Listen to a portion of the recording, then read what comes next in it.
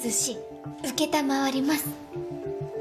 보통 소설이 원작인 작품의 경우 드라마화되면서 설정이 바뀌는 경우가 왕왕 있는데, 이 작품 역시도 배경 설정 혹은 주요 등장인물에 대한 서사가 수정된 경우이고요. 특히 이 작품의 원작의 경우는 단편적인 이야기를 모아 놓았다는 느낌이 강한 반면, 드라마는 에피소드 위주로 구성되어 있는 게 소설과 유사하긴 하지만 전체적으로 연결성을 띠고 있는 몇 개의 추가 요소가 존재를 합니다. 그래서 저는 이 작품을 소개해드림에 있어서 기준으로 삼는 걸 소설이 아닌 드라마로 설명을 드렸으면 하고요. 작중 미타니 토키노 역을 맡은 하마베 미나미 배우도 상당히 매력이 있기 때문에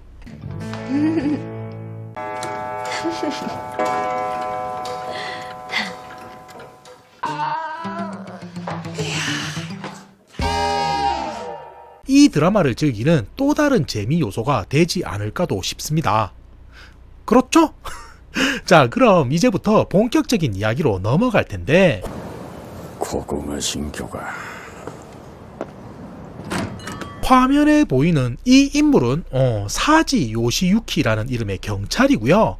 설정상 도쿄 경시청 소속의 엘리트였지만 내부 부패를 폭로하려다 오히려 역공을 당해 시골 지역으로 좌천을 오게 됩니다. 그리고 맞은편에 서 있는 이 여성은 요시유키가 자천된 마을에서 작은 시계점을 운영하며 하숙도 같이 하고 있는 미타니 토키노라는 젊은 주인인데, 원래라면 남자 하숙을 받지 않지만 요시유키가 경찰인 걸 알곤 받아주게 되고요. 그렇게 이 이야기는 요시유키가 사건을 물어오면 토키노가 풀어내는 방식으로 진행이 됩니다. 간단하죠? 자, 그럼 이 두 사람이 맡게 되는 첫 번째 사건이 어찌 되는가부터 설명을 드릴 텐데, 오후 4시 한정 판매되는 고로케를 사기 위해 가게 앞에 있던 두 사람은 우연히 음주운전 차량에 오쿠야마라는 이름의 남성이 치이는 장면을 목격하게 됩니다.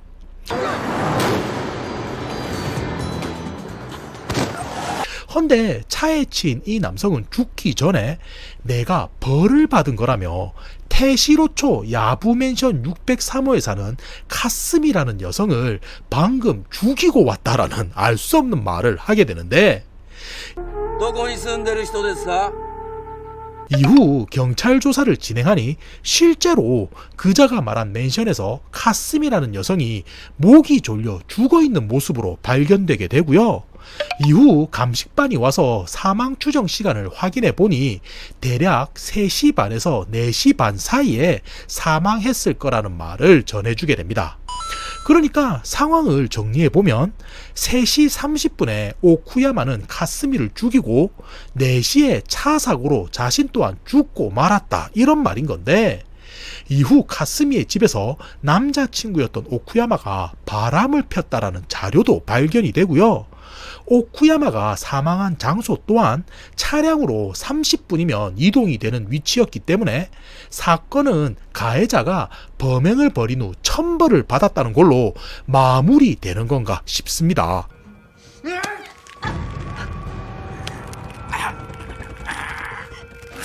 헌데 다음 날 죽은 오쿠야마의 집에서 택배 영수증이 발견되게 되고 그 안에 물건을 수령한 시간이 3시 20분이었다는 새로운 정보가 추가되며 사건 수사는 혼란을 겪게 되는데, 그게 왜 그런 거냐면 오쿠야마의 집에서 살해된 여성인 카스미의 집까지는 아무리 빨리 가도 30분은 소요가 되는 거리였기 때문이고요.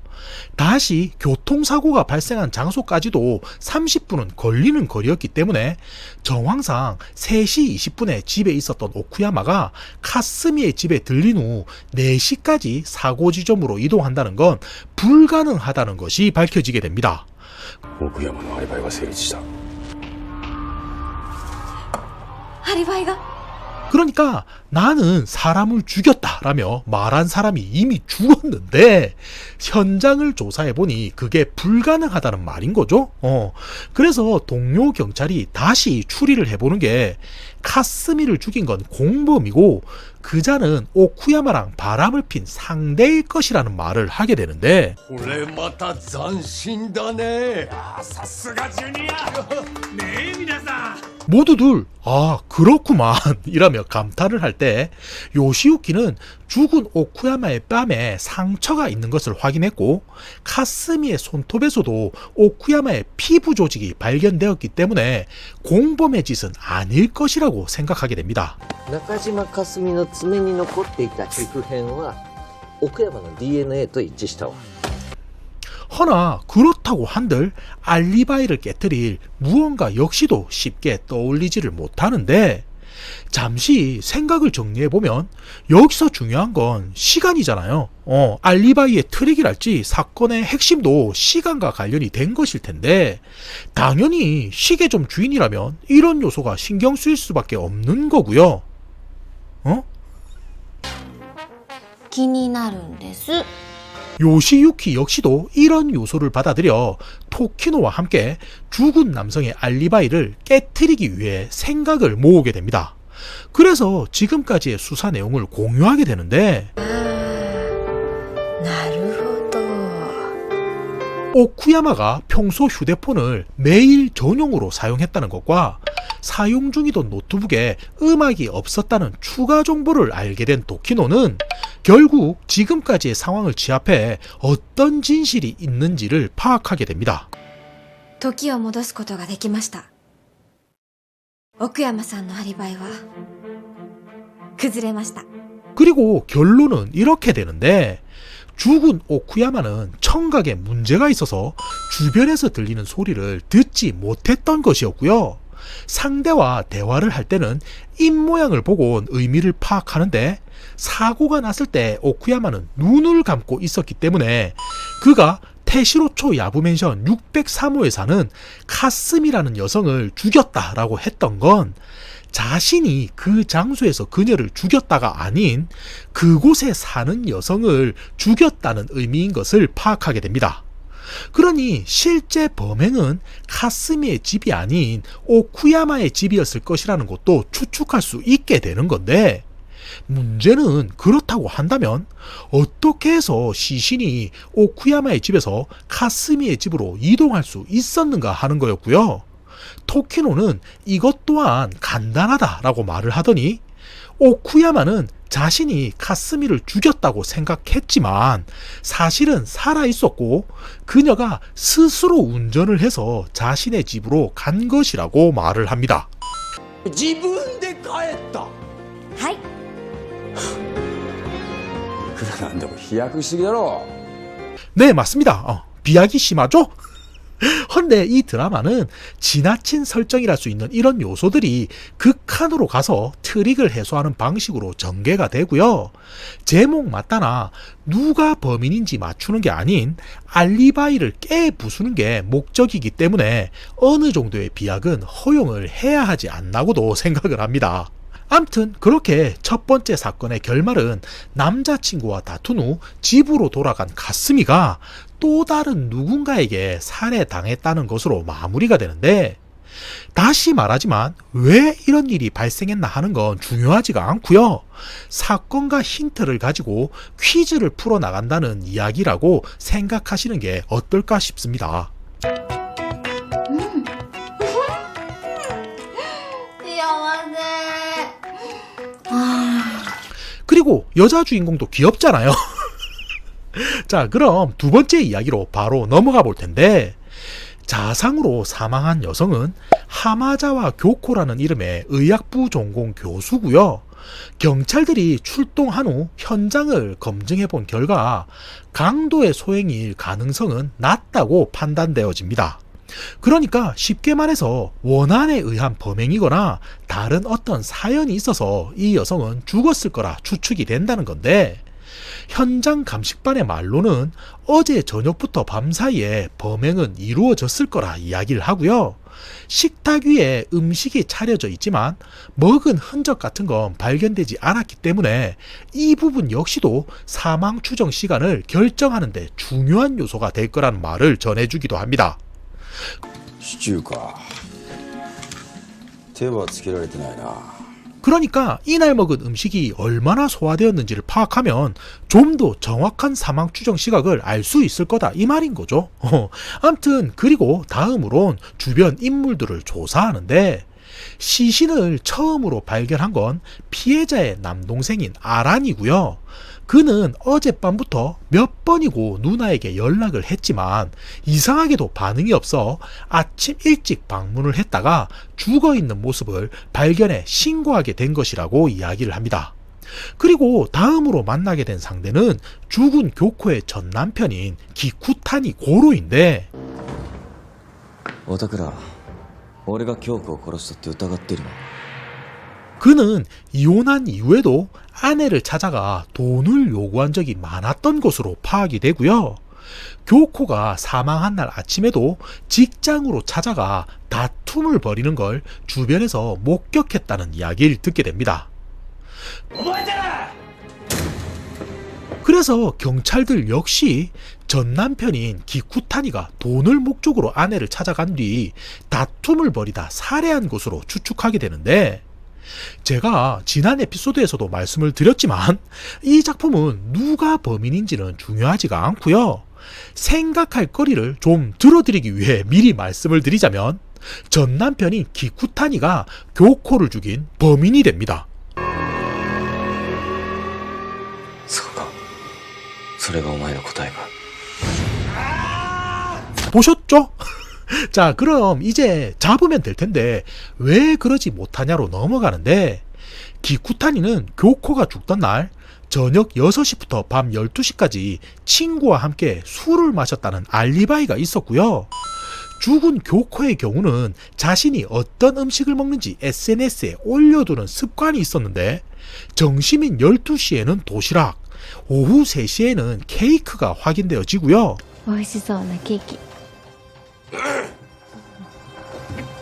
저녁 7시 35분에는 슈트 사진을 올렸긴 했지만 먹지는 않았기 때문에 윗속 내용물로 보아 케이크가 소화된 지는 4시간 정도 흘렀고, 이로 인해 죽은 교코의 사망 추정 시각은 7시쯤인 것으로 파악되어집니다. 그러니까 대략 슈트 사진을 찍은 직후 곧바로 살해된 걸로 보인다는 말인 건데, 그때 전 남편인 기쿠타니는 확실한 알리바이가 있다 이 말인 거고요. そんなまさかアリバイ成立 이로 인해 경찰들은 다시금 수사를 진행하게 되는데, 알고 보니 동생인 아란에게 막대한 빚이 있었다는 게 밝혀지게 됩니다.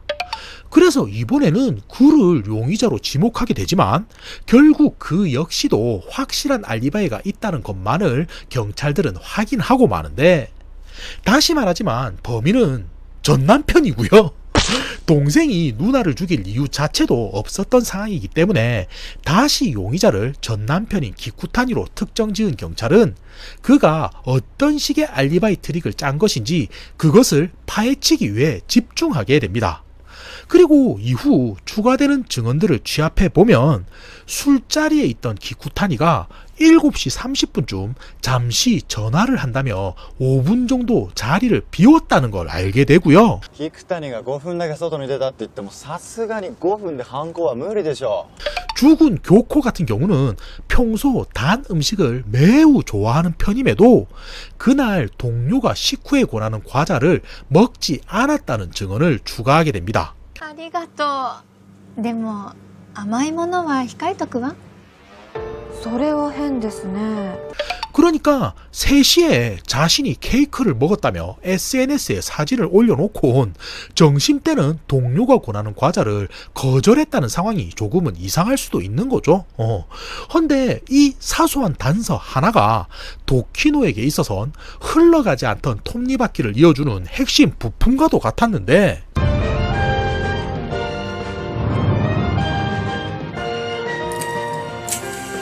사건의 핵심은 죽은 교코의 윗속에서 소화된 지 4시간이 흐른 케이크가 발견되었다는 것이었고요. 실제로 그녀가 케이크를 먹은 시각은 12시쯤인데 SNS에는 3시에 케이크 사진을 올렸기 때문에 모두들 7시쯤 그녀가 죽었을 거라고 착각한 게 이번 사건의 요지가 되는 겁니다. 그러니까 동료가 주는 과자를 먹으면 윗속에서 케이크와 섞일 것을 우려해 교코는 먹지 않은 게 되는 건데, 그녀가 왜 이런 행동을 한 거냐면 이후 자신이 누군가에게 살해당할 거란 걸 알고 있었기 때문이고요. 앞서 말씀드린 것처럼 교코를 죽인 건 전 남편인 기쿠타니가 맞지만 사실 그녀의 죽음은 살해당했다기보단 스스로 선택한 행위에 더 가까운 것이 되는 겁니다. 자, 이야기가 조금 복잡하죠? 그럼 제가 다시 처음부터 이야기를 풀어서 설명드려 볼 텐데 교코의 동생인 아라는 큰 빚이 있는 상황이었고요. 교코 자신 또한 병이 있다는 걸 알게 되자 그녀는 자신의 죽음으로써 생명보험금을 받아 동생에게 전달해 줄 계획을 세우게 됩니다. 허나 자살을 하면 보험금이 나오지 않기 때문에 타살을 당한 듯 위장을 해야만 했는데 겨우 전 남편을 설득해 살해당하는 것까진 허락을 구하지만 그를 범인으로 남겨둘 수는 없었고요. 殺してくれそう自殺じゃ保険金が入らないの 그래서 선택한 방법이 실제로는 12시에 케이크를 먹은 뒤 3시에 SNS에 사진을 올려 7시쯤 죽은 걸로 알리바이를 만드는 것이었습니다. 그러니까 실제로 죽은 건 4시쯤이 된다는 건데 동료가 주는 과자를 거절했던 것도 12시에 케이크를 먹었다는 걸 숨기기 위해서 했던 행동인 거고요. 남편은 4시에 아내를 죽인 후 친구들을 만나 알리바이를 만들고 7시 30분쯤 잠시 밖으로 나가 아내의 SNS에 대신 사진을 올린 게 이번 사건의 진실이 되는 거죠. 隠し持っていた京子さんの携帯で SNS に投稿したんです。 자, 이렇게 해서 두 번째 에피소드도 마무리가 되는데 이유가 어쨌든 간에 교코를 죽인 건 전 남편인 기쿠타니가 되는 거죠. 그러니 살짝은 씁쓸한 결말이지 않나 싶고요. 초반부터 범인의 정체는 공개가 되지만 어떻게 이런 사건이 벌어지게 되었는지 그 과정이 흥미로웠지 않나 싶습니다.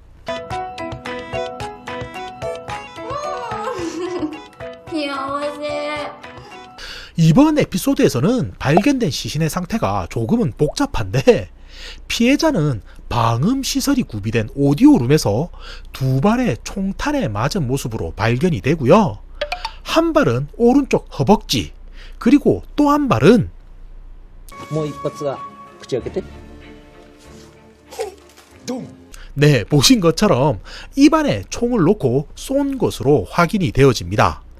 그리고 바닥에 깔린 카페트에도 작은 총자국이 남겨져 있었는데 이후 인근의 우체통에서 두 발의 총알이 발사된 것으로 확인되는 권총이 발견되게 되고요. 정밀 수사를 진행해 보니 죽은 사망자의 몸에 박힌 총알과 우체통에서 발견된 권총의 총알이 동일하다는 것까지도 경찰들은 확인하게 됩니다.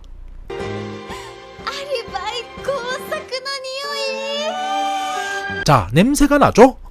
그럼 경찰들이 이후 취합한 정보를 보태어 다시 상황을 정리해 볼 텐데 제약회사에 다니는 누노다 마코토라는 남성이 자택에 있는 오디오룸에서 죽어서 발견이 되었다는 말인 거고요.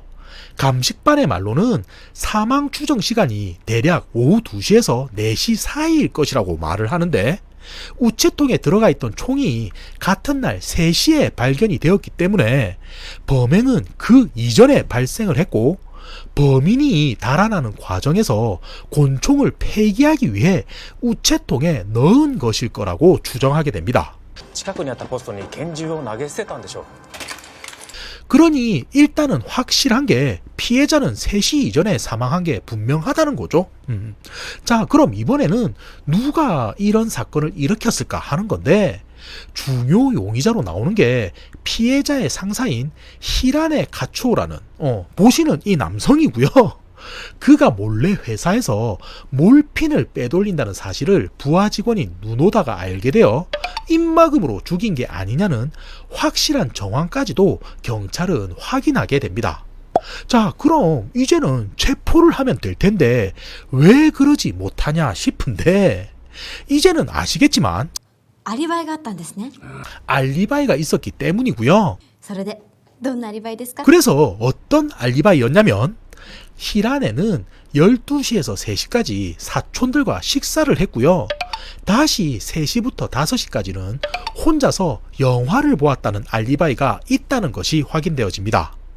그러니까 만약 그가 범인이라고 한다면 피해자가 오후 2시에서 3시 사이에 사망했을 거라는 감식반의 증언과는 모순이 생기는 구조라는 건데, 그럼에도 요시유키는 히라네가 범인인 정황이 확실하기 때문에 어떤 트릭을 사용해서 오전에 누노다를 미리 죽인 후 사망 추정 시각을 뒤로 늦춘 게 분명하다라고 여기게 되고요. これが私の推理です。なるほど。 이를 도키노와 상의하자 그녀는 사망 추정 시각을 의도적으로 늦춘다는 건 좀 힘들지 않겠냐는 대답을 전해주게 됩니다. 死亡推定時刻をずらすというのはさすがに無理だと思います。 자, 그럼 2시에서 3시 사이 확실한 알리바이가 있는 히라네는 누노다를 죽인 진짜 범인이 아닌 것인가 하는 건데, 이 작품을 지금까지 봐오셔서 아시겠지만 핵심은 어떤 알리바이든지 그걸 깨트리는 게 목적이죠. 그래서 도키노와 요시유키는 히라네가 어떤 트릭을 썼을지 파헤치기 위해 본격적으로 수사에 집중하게 되고요. 이후 몇 가지 중요 증거들을 새롭게 발견하게 되는데, 우선은 사망자가 누워있던 카페트가 미묘하게 움직인 흔적이 있었다는 것을 알게 됩니다.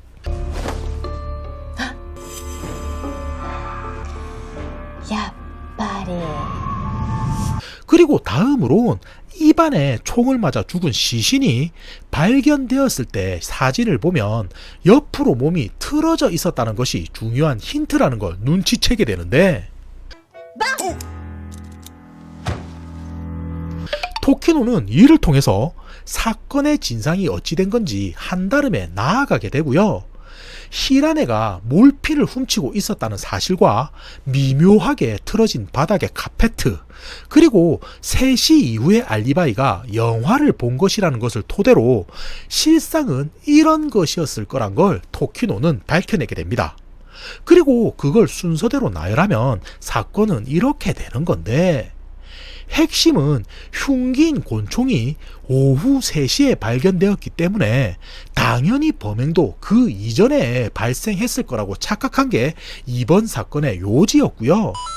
우선 히라네는 오전에 누노다를 찾아가 허벅지에 곤충을 쏘게 되고 가지고 있던 몰핀으로 기절을 시킨 후 또 한 발을 입안이 아닌 바닥에 쏘게 됩니다.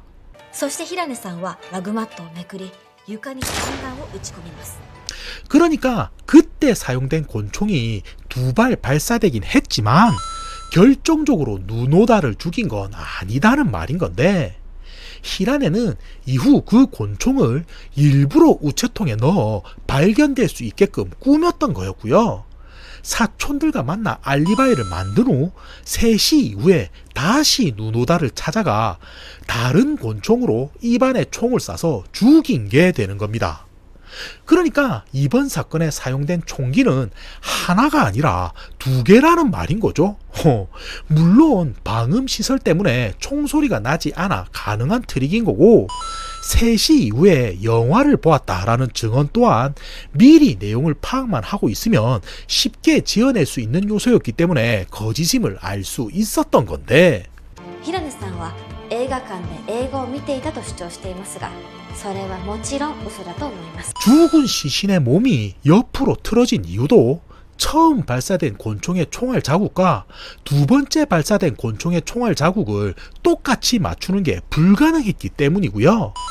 나름 총알 자국을 감추려 시신의 위치를 조종하다 보니 어쩔 수 없이 그 과정에서 바닥의 카페트도 엇나갈 수밖에 없었던 거죠. 헌데 도키노는 이를 통해서 사건에 사용된 흉기가 2개였지 않았을까 하는 것까지도 유추를 하게 된 거고요.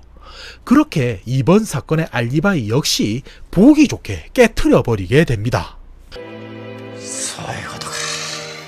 자, 그럼 또 한 명 체포를 했으니 이제 마지막 사건으로 넘어가 볼 텐데,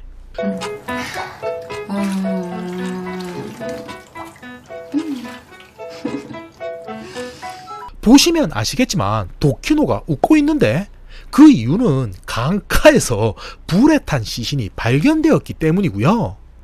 時乃ちゃんなんでここにいる？ 현장 조사를 통해 사망자를 확인해 보니 훼손이 너무 심해 알아볼 수는 없지만 물적 증거를 통해서 그가 지역 의원의 비서 중 하나인 나고시인 것으로 경찰들은 추측하게 됩니다. 死体のそばにこれが落ちてたものですから。これ秘書の名越君のもので間違いありません。 헌데 비서 중 하나라는 말은 비서가 또 있다는 말인 거잖아요. 그리고 보시는 화면 속 왼쪽 여성이 방금 언급한 또 다른 비서인 후지에다인데 그녀의 증언으론 어제 저녁 6시 30분쯤 정치 관련 행사가 진행 중이었는데 나고시가 개인적인 용무가 있다며 집으로 귀가 후 아직까지 모습을 보이지 않고 있다는 것을 전해주게 됩니다. すみませんそれが6時半頃ですか。はい。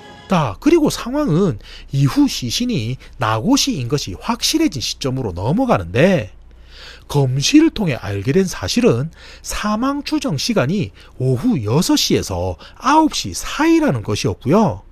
윗속에 음식이 남겨져 있었던 것과 CCTV에 촬영된 그의 마지막 행적을 쫓아보니 더욱 정확한 시각은 6시 35분에서 7시 5분 사이쯤이 되지 않을까로 범위는 좁혀지게 됩니다. 犯人は必ず俺が捕まえてやる。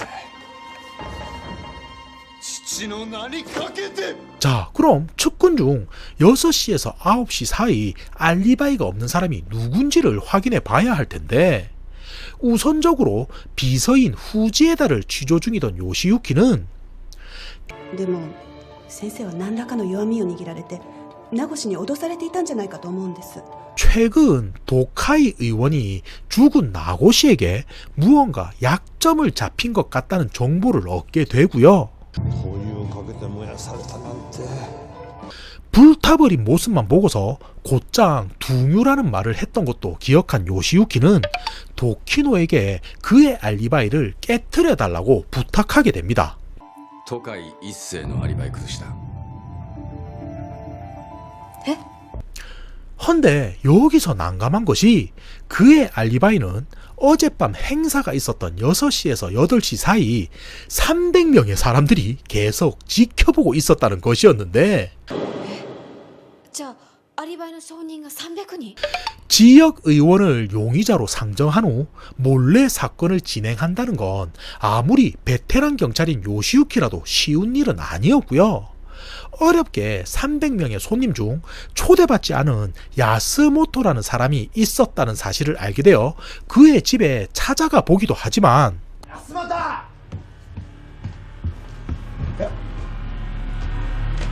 그는 강제로 결박된 후 죽어있는 상태인 것만을 발견하게 됩니다. 그러니까 또 다른 희생자가 나왔다는 말인 거죠. 그리고 이후 부검 결과를 확인해 보니 사망 추정 시각은 전날 오후 7시에서 9시 사이고 무언가로 머리를 가격당한 후 묶여있던 상태에서 사망했다는 걸 알게 되는데 それじゃまるで放置プレイじゃないか。 여기서 중요한 건 그가 왜 죽어야 했었을까인 거였고요. 비서인 나고시가 행사장을 떠난 건 6시 35분이고 야스모토라는 남성이 행사장에 온 건 6시 50분이었다는 게 확인되기 때문에 두 사람의 접점이랄 것도 찾지를 못하자 사건은 점점 미궁으로 빠져들기만 하게 됩니다.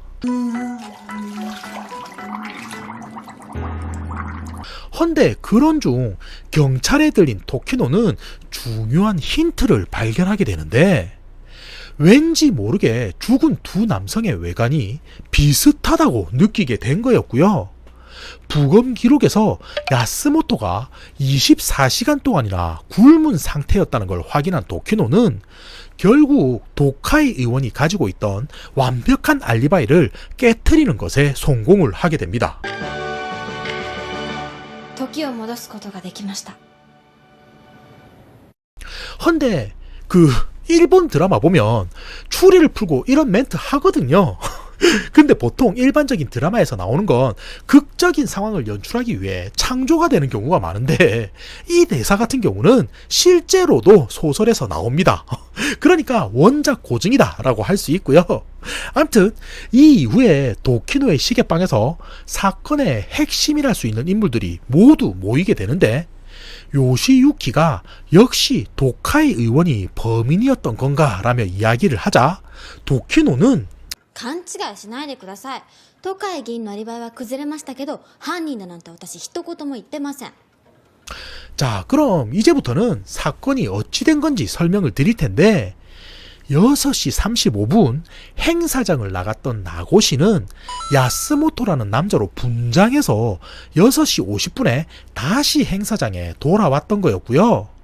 그때 실제 야스모토는 집에 가둬져 있었던 게 되는 겁니다. 그러니 실제 나고시가 사망한 건 8시 이후가 된다는 건데 그렇다고 한다면 왜 나고시가 이런 행동을 했을까인 게 의문인 거고요. 그건 범인이 도카이 의원이 아닌 후지에다였기 때문인 겁니다. 자, 좀 복잡하죠? 그럼 다시 처음부터 설명을 드릴 텐데 도카이 의원이 나고시에게 협박받고 있었다고 후지에다는 증언했지만 사실은 그렇지가 않았고요. 도카이 의원이 자신이 아닌 나고시에게 정치적 지지 기반을 물려주려고 하자 화가 난 후지에다는 그를 죽여야겠다고 결심하게 됩니다.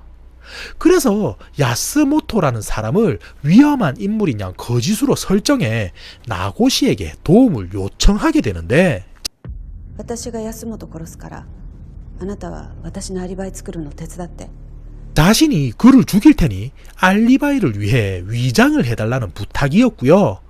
이를 응하게 된 나고시는 위에서 언급한 행동을 행한 다음 8시 이후 후지에다에게 불려가 몰래 살해당하게 되었던 겁니다. 그리고 분장을 지우는 게 힘들었던 후지에다는 그의 시신을 강변으로 가져가 불태워버리는 선택을 했던 거였는데 이때 진짜 야스모토는 집안에 결박되어서 죽어가고 있었기 때문에 24시간 굶었던 게 되는 거고요. 그가 이런 식으로 후지에다에게 살해당하는 이유도 어처구니가 없는데 단지 그의 외모가 나고시와 비슷하게 생겼기 때문이었습니다. 그러니까 모든 사건의 원흉은 질투심에 눈이 먼 후지에다가 버렸던 사륙이라는 건데 本当なら先生の自分は私がもらって当然だったのよ 이후 도카이 의원이 불탄 시신을 보고 둥유를 언급했던 것도 비서였던 후지에다가 미리 언급을 해줬기 때문인 것을 알게 되고요. 名越徹及び安本孝之殺害の容疑で逮捕する 그렇게 모든 게 밝혀지며 사건은 해결이 되게 됩니다. 그리고 알리바이를 깨트립니다. 시즌 1도 그렇게 마무리가 되는데 일본에서는 현재 작가님이 이후 시리즈를 계속 이어가고 있는 걸로 알고 있고요. 본격적인 추리물로서는 다소 아쉬울 수가 있지만 로직 중심의 사건 풀이와 코미디적 요소가 나름 즐거웠던 작품이지 않나라고 생각해 봅니다. 봐주셔서 감사하고요. 끝!